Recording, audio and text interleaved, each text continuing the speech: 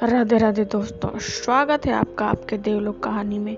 प्रिय भक्तगणों, आज हम आपको कामदा एकादशी व्रत कथा सुनाएंगे। इसे पढ़ने से पूरी होती है सभी मनोकामनाएं। तो दोस्तों, अगर आप हमारे चैनल में नए हैं तो चैनल को सब्सक्राइब कर लीजिए। वीडियो के अंत तक बने रहें ताकि आपको पूरा लाभ मिल सके। इस साल कामदा एकादशी व्रत 19 अप्रैल शुक्रवार को है। कामदा एकादशी व्रत करने से सभी मनोकामनाएं पूर्ण होती हैं और व्यक्ति को मोक्ष की प्राप्ति होती है। कामदा एकादशी व्रत कथा पढ़ने सुनने से भगवान विष्णु की कृपा प्राप्त होती है, साथ ही आपके पुण्यों कर्मों में वृद्धि होती है। आइए जानते हैं कामदा एकादशी व्रत कथा। हिंदू पंचांग के अनुसार कामदा एकादशी चैत माह के शुक्ल पक्ष की कामदा एकादशी 19 अप्रैल 2024 को मनाई जाएगी। मान्यता है कि इस दिन भगवान विष्णु की पूजा करने से सभी मनोकामनाएं पूर्ण होती हैं और व्रत रखने वाले मनुष्य को मोक्ष की प्राप्ति होती है। कामदा एकादशी को फलदा एकादशी भी कहा जाता है, क्योंकि ऐसी मान्यता है कि इस व्रत को करने से मनुष्य को 100 यज्ञों के समान ही फल मिलता है। कामदा एकादशी पर विधि विधान के साथ पूजा करने के साथ कामदा एकादशी की व्रत कथा सुनने पढ़ने से पुण्य की प्राप्ति होती है। आइए जानते हैं कामदा एकादशी व्रत कथा। भगवान कृष्ण ने धर्मराज युधिष्ठिर को चैत शुक्ल एकादशी व्रत यानी कामदा एकादशी की कथा सुनाई थी। रघुकुल के राजा दिलीप ने भी कामदा एकादशी की इस कथा को अपने गुरु वशिष्ठ को सुनाया था। प्राचीन काल में पुंडरीक नामक एक राजा था जो भोग विलास में डूबा रहता था।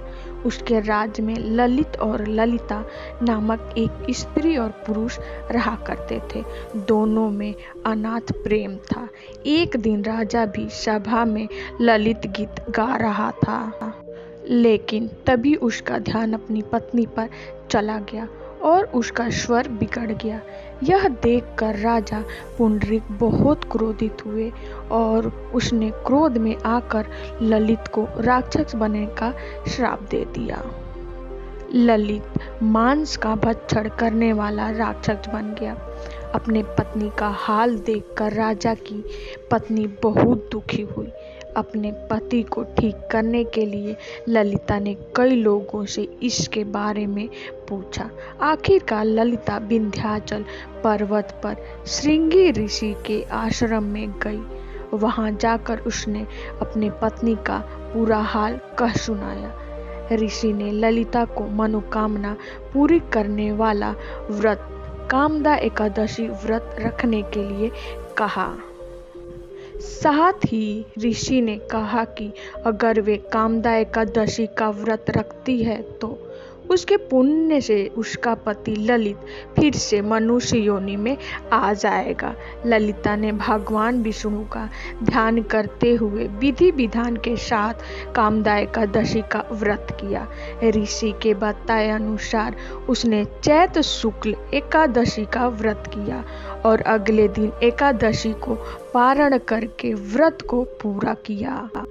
इस तरह व्रत पूरा होने पर भगवान विष्णु ने ललिता के पति को फिर से मनुष्य योनि में भेजकर राक्षस योनि से मुक्ति कर दिया।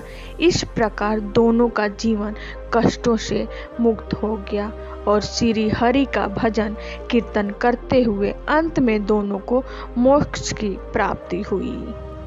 दोस्तों, अगर आपको कामदा एकादशी व्रत कथा अच्छा लगा हो तो वीडियो को लाइक करें, ज़्यादा से ज़्यादा शेयर करें, कमेंट में जय श्री विष्णु अवश्य लिखें।